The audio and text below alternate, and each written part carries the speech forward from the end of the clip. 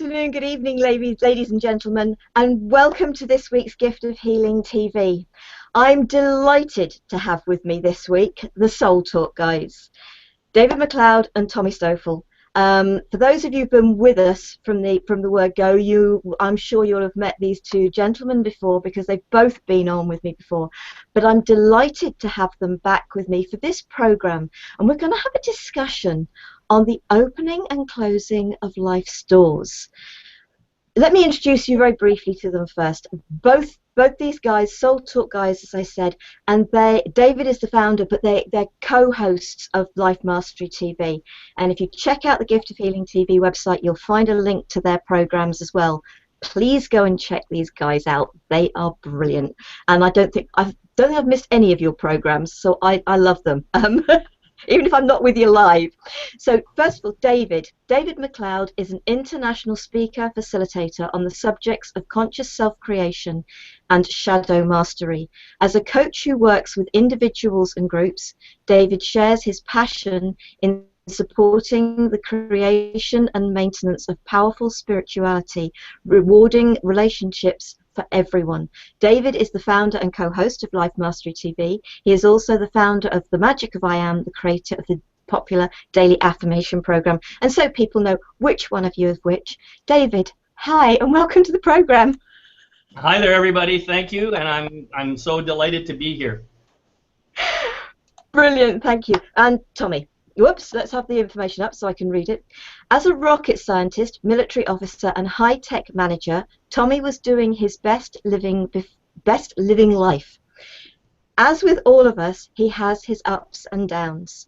A few of those downs sent Tom looking for a change, and after years of searching, he found the awesome power of a calm mind and clear thinking, which he calls the chatter relaxer. And I hope you'll look up the program and find that, because Tommy shared that with us. Tom now shares what he's gathered from great teachers across time with those seeking true and lasting peace of mind, a gift with amazing benefits. He simply and logically shows what makes up the noise in our head and offers fun, practical tools for relaxing and reducing the troublesome inner chatter for good. Tommy, welcome to the program. Sara, so happy to be here. Thanks for the invite, and excited to see what's going to happen in the next 55 minutes or so and what we're going to be talking about. So, I'm really looking forward to this. The opening and closing of doors life. Now, I know, folks, I usually ask my guests to share a little about themselves, but I think this is a topic that you'll get to know these guys, and if you go watching their program, which I hope you will do, you'll get to learn a lot about these amazing guys, which I've had great pleasure in meeting in person out in the States. The opening and closing of life's doors. We do talk about that it's a picture we build up. If something seems to be stopping us, we refer to it as a door closing. And then just turn around and look for the opening door. So we refer to those blocks, etc., as being doors closing in life. We've all got our understanding of that, but share a little. Shall we come to you first, David? Share a little of how you see that. Let's have some insights from you. Let's just have a chat about this. Doors. I think there was a band called Doors at one time, but I digress. I'm sorry. Doors do indeed open and close, and guess what's happening right now? The door of 2015 is about to close, and the door of 2016 is about to open. So those are, metaphorical doors that we have, and we always have opportunities about how we approach those doors.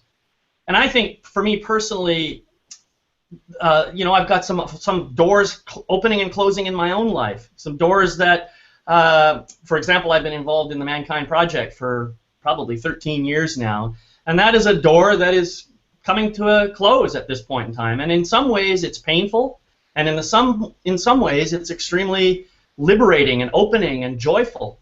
And because now, as that door slowly closes, I can begin to see other things that are showing up on the horizon and becoming available to me.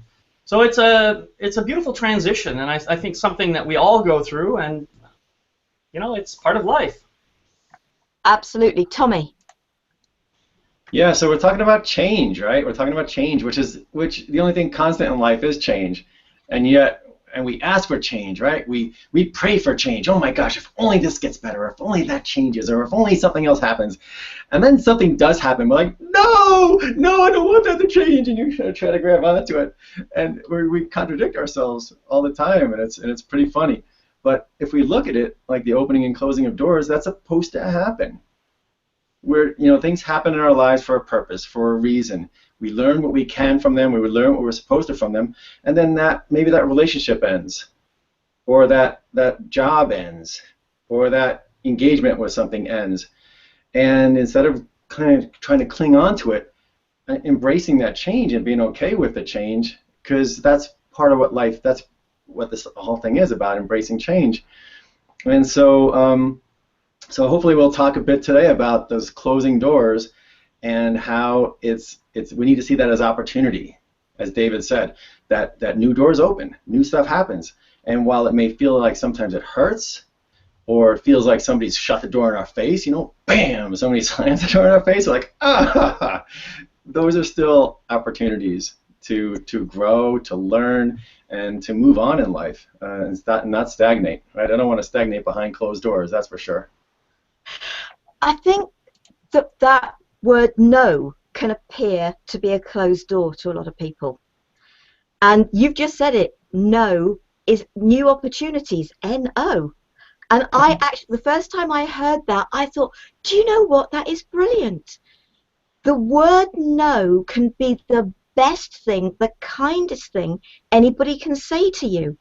They may be shutting a door in your face, but stop bashing at it, turn round, because look at that new opportunity, that new door that's opening for you.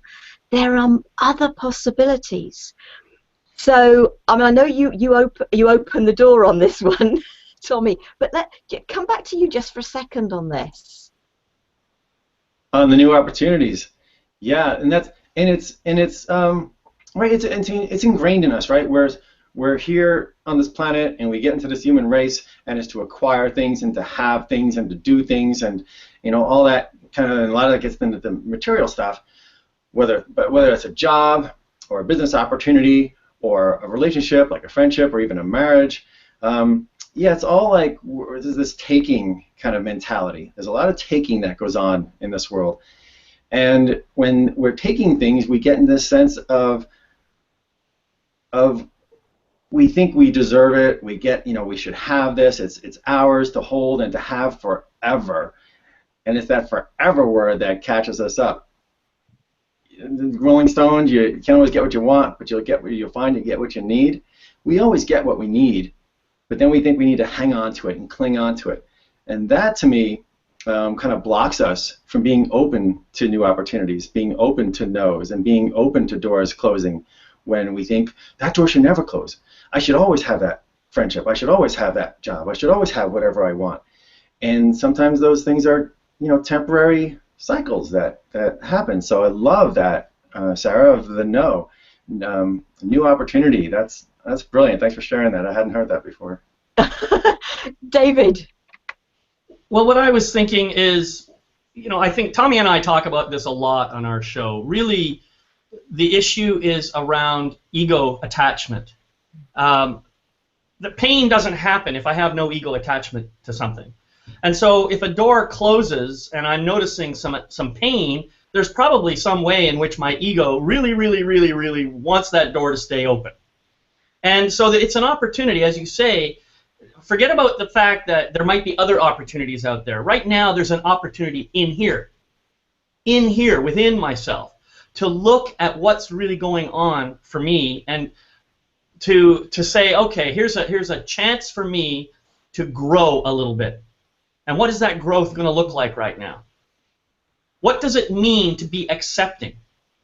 Accepting doesn't mean I have to condone or approve of everything that goes on around me. But until I accept it as it is, I am constantly rejecting it. I'm constantly pushing it away from myself, and I'm constantly giving myself challenges in doing anything to change it.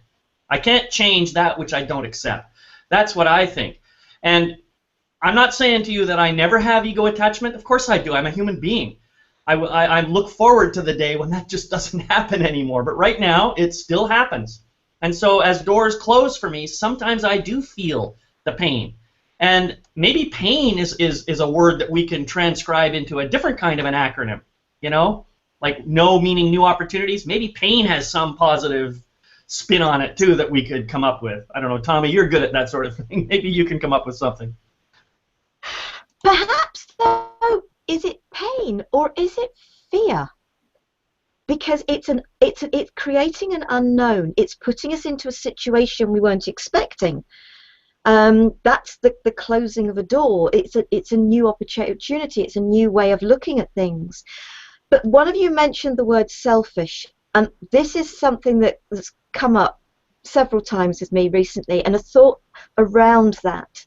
And this it still I think hits this subject, is that if you say to somebody, how about doing this? And they're being totally honest and they turn around and say no. That's you don't go putting guilt on them, because how many times if somebody's asked you and then you turn around and say no and you hear that, but you're being selfish. Now actually the person who's being selfish is the one using the word. I want to do this and therefore I expect you to help me make it happen regardless of whether it feels right for you. They're not accepting the fact that that is a closing door, or a door that's closing slightly because it's not right for that individual. It's about us all being totally true to ourselves, learning to say yes to us and learning to say no to others.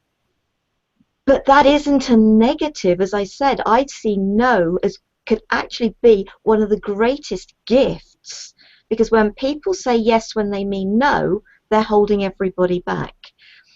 So, David. Well, you know, it's interesting that you're sharing this. First off, I noticed that I have a reaction to the word selfish, and so there's probably some ego attachment to judgment around that word. On the other hand, I think that there are ways in which selfishness serves me and it serves the world, especially if I am dealing with the capital S self. If I am doing things in service to my spiritual, what I call my spiritually empowered life force self, then I believe it's going to serve me and it's going to serve the world. If I'm doing things in service to my little self, you know, the ego, then I'm probably going to be causing trouble for myself and causing trouble for others. And that is where pain comes from, I think. But I think I was listening to you talk about this and I was thinking, so the one who's really being selfish is the one who's saying what I want. The other person who's saying no is not being selfish. I was really getting my mind twisted up on that one and having fun with it at the same time, because I think you're right. I think in some ways maybe both of them are being selfish. And it's neither right nor wrong, and it's neither good nor bad in my mind. I think it's just a way of communicating. I mean, when I say I want to do this and you say you want to do that, and this and that are in conflict with one another, it could be that we both, if we go dig underneath and we look at what we really want, there's probably something that's in common there. And so if we choose to peel away the strategy that we're trying to use to get that thing that we really want, maybe we'll discover an opportunity for mutually acceptable creativity, and we'll find something that we can both do together that actually satisfies both of us in the same way. So, I don't know. I agree with the word opportunity. That one's the one that's really singing for me right now.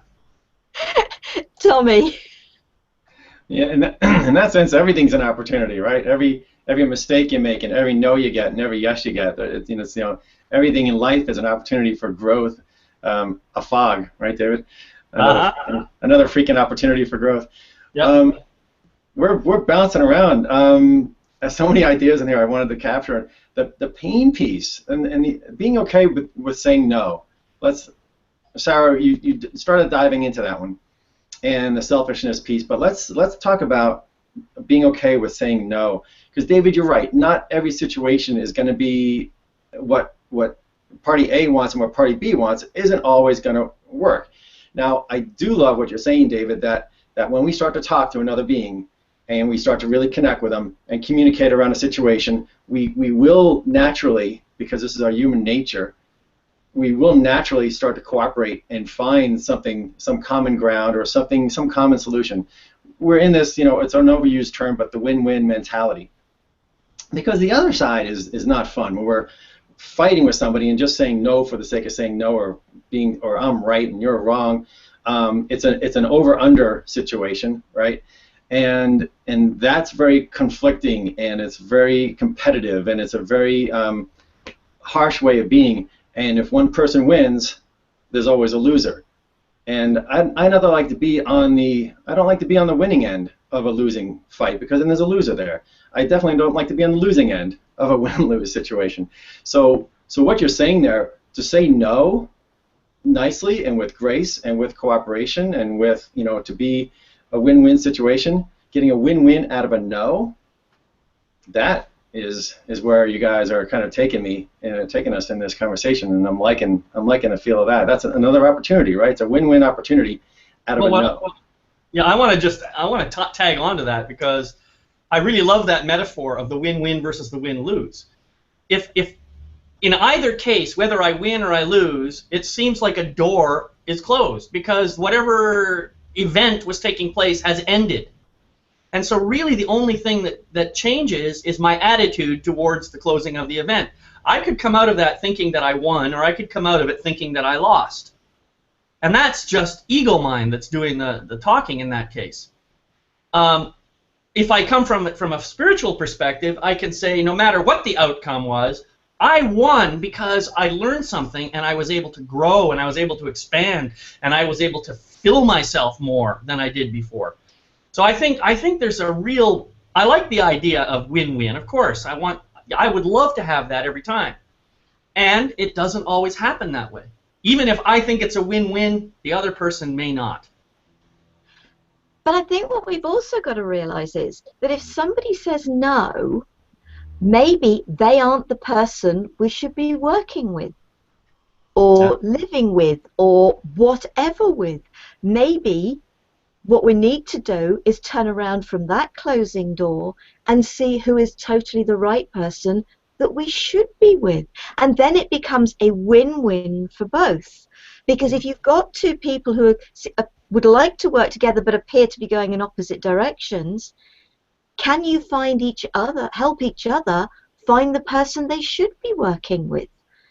Can we not turn around and look for the new opportunities that are coming from that? Yes, have the conversations, very much as you were saying, Tommy. Have those conversations with people, and sometimes having the conversations can genuinely find yourself, we're actually coming at this from opposite directions, but we want exactly the same thing. So the conversations are important, but it's also not trying to put somebody on a guilt trip because they've said no. Because yes, I hear exactly what you're saying. People who say no just to be a bit, excuse me, folks, but bloody-minded, because I am not going to be saying yes to that person for anything. Well, that's silly. That really is, and that is a lose-lose for everybody. When ego gets in the way, there's no win-win. There's a total lose-lose until somebody has got the strength to say enough, and walk away from it and look for the opening doors. So who wants to speak first?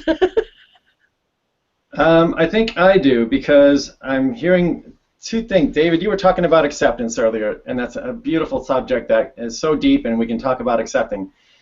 And then we're talking about no's. And Sara, you're talking about not blaming the other person for saying no. So we're kind of in a place where we need to learn how to accept a no gracefully. How to make a no okay. Yeah. So David, so it doesn't hurt us, so we don't feel pain when we get a no, when we get a rejection notice, or we get a door slammed. How do we accept no's gracefully? How do we be okay with it, no matter what the situation, whether it's just or unjust, whether the other person on the other end is doing it out of anger or doing it out of love? I think there's some depth in this one to figure out how do we accept a no. with grace. Well, Tommy, you and I have talked about this on our show. One of the metaphors that I've heard you use is turning the arrow into a rose, and handing it back to the other person in a way. And I think that's exactly what we're talking about here. It's basically transforming energy that feels painful into something that we can transcend, so that we can come from our own place of love and just reflect it back lovingly, without harming anybody. And so how can I accept a no? Well, one way I could do it is I could say, I hear that that's not going to work for you. Thank you for sharing that. That's one way I could do it. You know, I could do it that way and not make the other person wrong. You know, I could also get angry about it and say, well, screw you, I'm out of here. Which method actually feels more accepting? You know, I think the first one does. And so if I do that and say thank you for sharing, and I guess I'll move on to something else, who knows? Maybe the other person will change their mind. Who knows? I mean, the no only happened right now in this moment anyway. The next moment might be an absolute 100% yes. You never know. Oh, I really do feel when somebody says no, we should turn around and say with a great big smile, thank you. Thank you for being honest. Thank you for not wasting my time. Thank you for, because if you're asked a question and your immediate reaction is, oh, not sure whether I want to do that, not sure whether that feels right to me, you can say, can you give me half a day? Can you give me half an hour? Can I think about it? Be honest with your answer. Do you know what the most hurtful thing is? Is those people who've been asked and say yes, and actually right at the last minute, because it wasn't right for them, let you down with a no. Surely the most important and the kindest and the best thing anyone can do is be totally honest with you immediately, or within a very short period of time, having thought about it, and said, that's not right for me. Because it gives us then, and I could put the analogy of our programs, and especially with me, because I have guests practically every week, and people who let you down at the last minute. Sometimes there's illness, whatever. Yes, I have no issues with that. But it's people who say yes when they have no intention of. So whether it's a program, whether it's something, a babysitter, whatever it is, whatever's going on in your life, it's when people say yes when they mean no. When somebody says no, it's, okay, but I've got time to go and find a new babysitter, or whatever it is, because you've been honest with me immediately. Honesty is the best policy. So, who would like to take us on from that one? I love the word honesty. And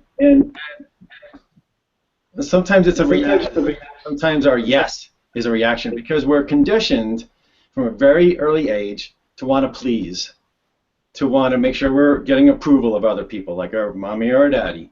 I want their approval. A yes works more often than a no, so I throw out a yes, and I'll try to deal with it later. Yes, I'll try to pee in the pot next time and not in my pants. I'm sorry, mommy. And you say yes, and it might not go well. It might not always work. But then you're backtracking, and in some cases, as we grow up in life, it becomes, oh, I let them down. Now I've disappointed them. Now I've lost their approval. Now I'm losing their love. That's the game, the pleasing game, that spurts out a yes out of our mouth first off. So becoming aware of that we're conditioned to be yes people. We're conditioned to want to please others. And it takes strength and it takes practice to say no, and to say no gracefully, and to say no with honesty, which is, and I love it, Sara, that you said, and a friend taught me this several years back. She goes, she started doing this on me. She goes, I asked her a question, and it was about a commitment to do something, and she said, can I get back to you tomorrow on that? I'm like, well, of course, for sure. And she didn't say yes right then and then have to break that promise a day later. She had time to think about it and feel if it was right for her, and then the next day it was a yes or a no, and I was totally cool with the answer because I knew she had thought about it and felt it and was giving her honest answer. I can much rather have an honest no than a flip off, a very quick yes. Yeah, absolutely. David? I agree with Tommy. I mean, there's no point in adding any more because it was perfect and it was eloquent. Excellent. And so it is. The opening, closing doors, the yes, the no's of life. It's all about us all being honest with ourselves and with each other. And when we honor ourselves with that, so that takes me to this. The reason this program came about was, as I mentioned, was a blog that I'd written. And right at the end of the blog, I wrote, but of course we talk about thinking outside the box. Now, a box, doors, suggest walls. Well, why don't we just knock the walls down and then the doors become obsolete? Now, there you go. David, let's come to you. Obsolete doors, what a concept. And knocking all the walls down. Yes, I love the imagery, and I really love the idea, and I have this observation that I would say most of the people in our world aren't ready to live in that kind of an environment yet. I think that there are many of us who would love to live in a totally transparent world where I get to be seen fully for who I am, where I get to share who I am with the people I can trust. The problem with that, of course, is that it requires vulnerability. And vulnerability in front of the wrong people who are still attached to their ego, can be very self-damaging. And so, I love the idea. I am all in favor of moving in that direction as a species, as a whole, spiritual collective. And I think we still have to find ways of keeping ourselves safe as we make this transition. So maybe it's not a case of knocking down all the walls, but maybe moving forward and poking a few holes in some of the walls first, slowly knocking some of them down, and just waiting and seeing what happens. I think that there has to be a transitional period here. So that's my perspective on that. Tommy. Yeah, it definitely takes practice. And Sara, I love the metaphor of the box. I use it all the time. And now and I put doors in the box, kind of usually prison cell doors, and there's a roof. And this box is created by our conditioning in our society, and it's based on it's our fears and it's our worries and it's our anxieties and it's all of our beliefs create this box, and dismantling that box. David, I hear you. It's scary to think about taking away our defenses, because we put them there for a reason, right? We built these walls to protect ourselves from harms or hurts or lost love or no's, and we have a no soliciting sign on the outside of our door. Don't ask me stuff. Right. And so the vulnerability piece there. As we do this, as we let down our guard, as we let down our vulnerabilities, there comes a point, and I'm continually working towards this point, of almost being invisible, or being, invisible is not the right word, but being permeable, being here but not being here, so that anything that comes at me, anytime somebody shoots an arrow at me or does something that may hurt me, I've cleansed whatever is inside of me. I've cleansed my ego enough that there's no hurt there. That I haven't, okay, did I do anything wrong? Nope, I can't figure that I did anything wrong in this situation. The other person is acting out. How do I, as you said earlier, David, not only not get shot with that arrow, but eventually how do I grab it because I see it coming, and how do I turn it back into something nice? There's an energy about this, and we're all talking about energy between human beings here, the energy flow. And the vulnerability, I've seen people, I've seen enlightened masters, I've seen teachers who seem to have overcome all of those little ego blocks that when something is shot at him, it would hit, and it just kind of passes right through him. It reminds me of The Matrix, the movie, where they're shooting bullets at Neo, and he sees them coming, slow motion. He sees these barbs, this energy coming at him, and he just gets out of the way of it and doesn't let it hurt him. So, yes, the thought of breaking down the walls is scary, vulnerable, being exposed, being transparent, but I know human beings can do it, and I think it's something we should aspire to and work towards, because it makes for a much freer, happier, easier, painless life. Well, I think I totally agree with what you're saying, Tommy, and I'm hearing that you're speaking about your own personal journey, and how you have witnessed the journeys of other enlightened masters who, in your perspective, have managed to overcome those ego blocks. And I think that's a wonderful aspiration. All of us, I think, can learn from that. And what I'm saying is, I, as an individual, I can learn to live in a place where I have no walls. I can knock down all the walls, get all the doors out of the way, and maybe in some form of my own evolution, I will get to that place. That doesn't mean that other people will not be doing it. So I think I just want to make the distinction between what I can do as an individual, what each of us can do as individuals, but how we do this as a collective has to be a little bit different, I think.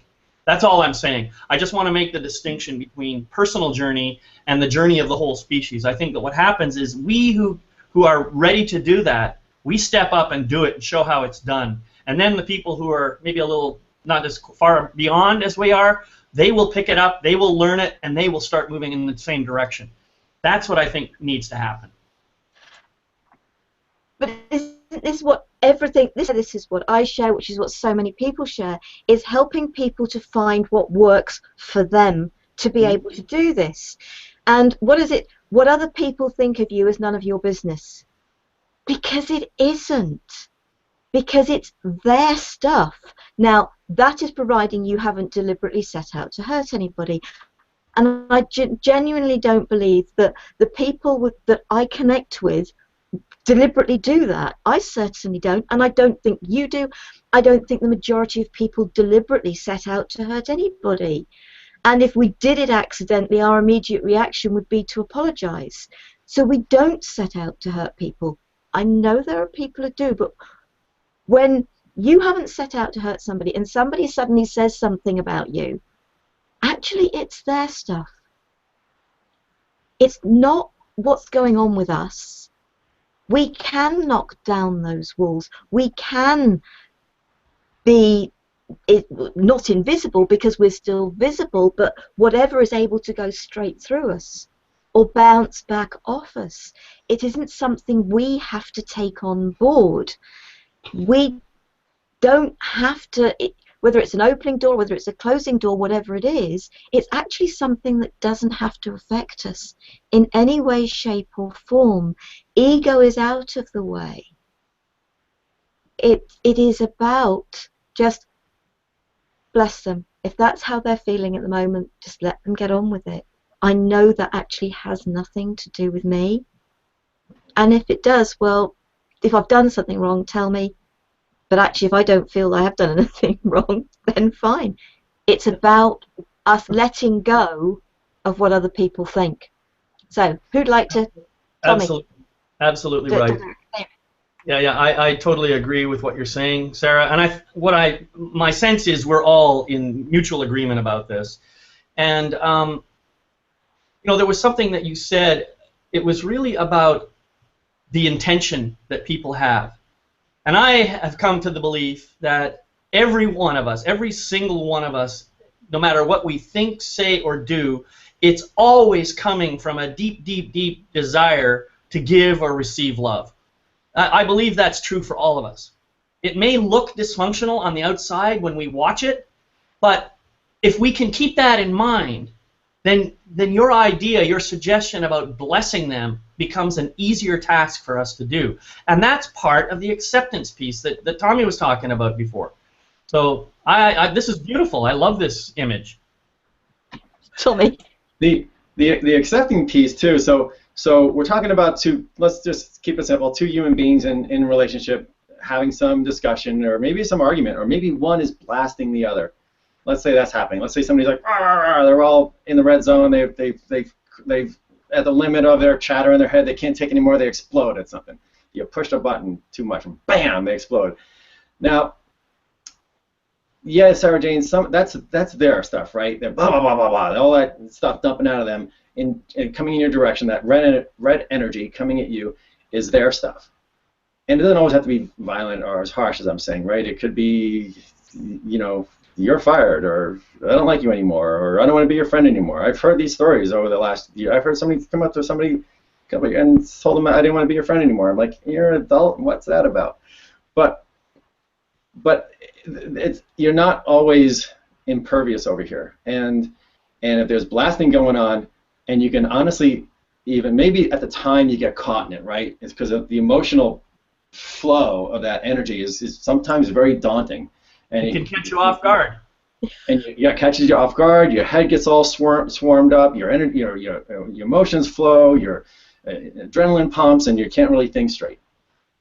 But after the situation, if you reflect on it and say, okay, did I do anything to cause harm, right? And that, it doesn't have to be intention.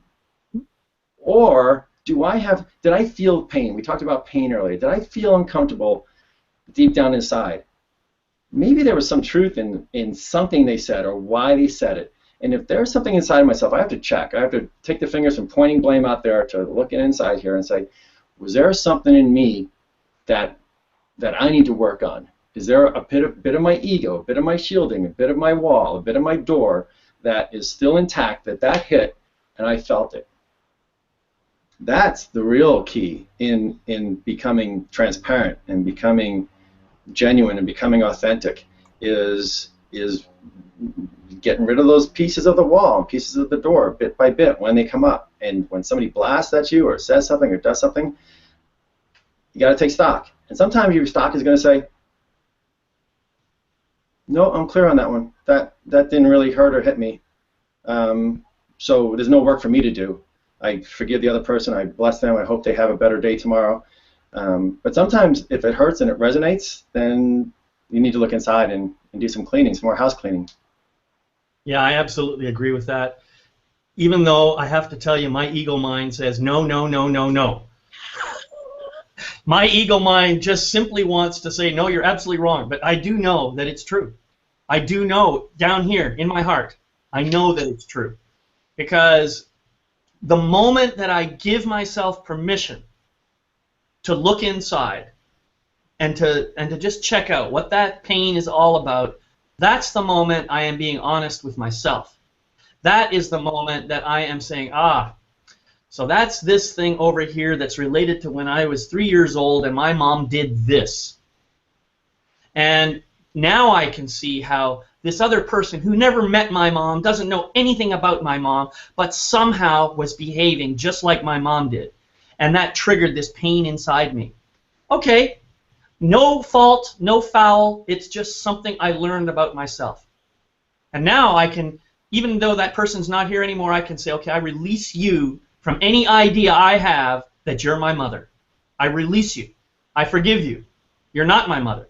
And furthermore, what my mother did down here when I was 3 years old, she was doing probably from her own place of love. And I, as an adult now, can look at that and take that little 3-year-old boy in my arms, bring him into my heart, and I can just love him. And I can say, little guy, I know how sad and afraid you are right now. I probably know better than anybody else what kind of pain you're feeling. And I'm here for you. I love you, no matter what. And it's okay to feel pain. And now it's time for us together to let it go. That's what I can do. I can do that if I choose. When I'm caught up in my ego saying, no, you're frickin' wrong, you're the guy who caused this pain, I won't be able to do that. It's not until I let go of that thing that I'm trying to push out there again that I can get down there and do that. But that's where the healing comes from. Yeah. The first person you have to love, the first person you have to trust, the first person you have to be honest with is yourself. Everything, and we'll go back to that word selfish with a capital S, because it is about self, Because when you are true to yourself, when you love yourself, when you are the love of your own life, then you can truly bring that love, that trust, that respect, that honesty, and that acceptance of the no's into your life, and hopefully help others. Everything that we share in these programs is about helping people find their own way to that point where they can get rid of the box, get rid of the walls. Doors don't exist. They're traveling down a road that doesn't have forests either side that block them in, or huge brick walls. It's like the Berlin Wall coming down. The barriers are removed, and we can step off that path at any point in time. We can make our own path. It's all about living our lives with love, honesty, truth, and respect. Who wants to come in? Sara, loving yourself. The word selfish has come up, and loving yourself, and yes, everything you just said is the way to be. I sometimes can look, and I was talking to somebody this morning, and I said, we were on the phone, and I was coaching him. I said, you are love. Absolutely. You don't need love. You are. You're the source of it. It comes through you. You can give it away as much as you want. It's free. It's on. The supply never ends. It's there, and we get to that place when we know we are love. Then we don't necessarily get into this needing to love ourselves, because that loving ourselves kind of is a funny balancing act, because the selfish word with a capital S or a little s, kind of can wreak havoc. Am I being self-centered here around my cherishing my body and my being and me? Am I defending myself, my ego? Or am I really just being love? And to me, that's how I can distinguish. If I'm being love, then I'm loving myself in the healthy way.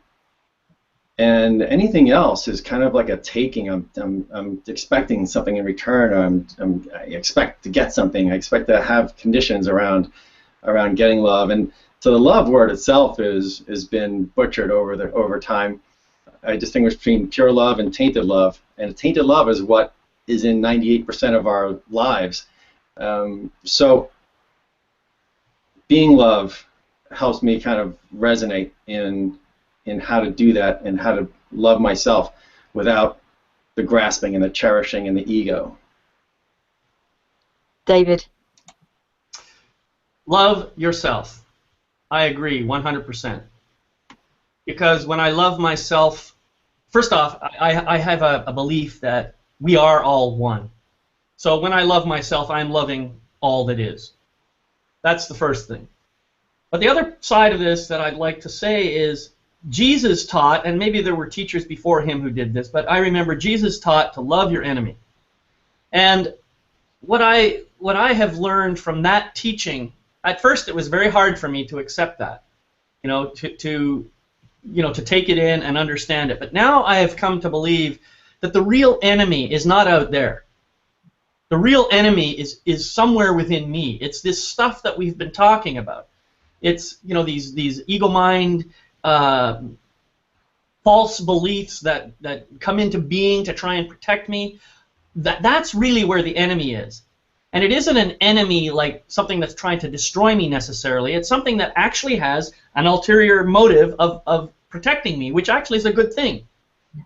But it does so in dysfunctional ways, and it's my job as one who loves myself to find ways of loving my ego. If I hate my ego, if I try to kill my ego, as so many teachers try to say, I am just creating more violence. I am using the same energy to solve a problem that brought it into existence in the first place. I have to come at it with love. Love is the only solution. And to Tommy's point about this tainted versus non-tainted love, I think we see this in our world as conditional versus unconditional love. To me, love by its very nature is unconditional. The only kind of tainted love is conditional, where we offer it in exchange for something. And then it's not really love at all in that case. It's just a way of manipulating other people. So if I can come from a place of unconditionally loving myself, that means loving all parts of me, including the parts that I'm not so crazy about. And it means loving everyone around me in the same way. Yeah, absolutely, absolutely. We're there, folks. We could carry on for ages because I love these guys. They bring so much wisdom. Have you got, either of you, well, both of you, have you got any final words that you'd just like to share? Tommy? Just throw me on the spot right there, huh, Sarah? Yeah, I do want to end with what we were just talking about, and it's a lovely place to end too, because we started talking about doors and doors opening and doors closing, and we talked about acceptance and accepting the no's and being graceful at accepting a no, or and being honest enough to give a no. And all this I'm doing with my hands. To me, it's all energy, right? It's all energy that's transpiring between me and another person, or me and another situation. And right, David, and right, Sarah, you guys have said it, that if we come at it with an energy of love, whether it's loving our enemy, or loving our neighbor, or loving a no, or loving a shut door, or loving an open door, that's us being love and just being that openness and that presence. And in that presence and in that openness and in that authenticity, life is easy. Life is fun. Life is enjoyable. Life is just pleasurable and peaceful, and it flows. So in that love is the flow, and maybe there are no doors in this world. Nice. Thank you, Tommy. David? Yeah. Well, what a lovely topic, this idea of opening and closing doors and just loving both of them. The ones that open, the ones that close, the ones that are kind of in transition. Let's love them all. And, well, first off, I also want to say I love you guys a great deal. You are my friends. I feel a great deal of connection and love for both of you. And I really do feel that I am coming to a place of being able to love everyone. It's been challenging. I won't argue with that. It's been challenging. There have been times when I have said, no, I don't think so. But I see myself coming to that place. And I really am blessed to have that door of love opening up for me in my life. So I'm grateful for both of you in my life. I wish everybody out there a very happy new year. And may the doors open for you right at the moment they need to. David, Tommy, thank you so very much for being here. Folks, Friday, 2 days from today, so if you're watching live, 1st of January 2016, I am going to be joining Life Mastery TV. So in 2 days' time, we are all going to be together again. Well, actually, Tommy's not, unfortunately, but we've got David. I know we've got some other guests that are coming on. Dickie Bill is somebody I've certainly met because we all met at the same time. I'm really looking for that, and that's embrace the force. So that's the topic of conversation I am really looking forward to.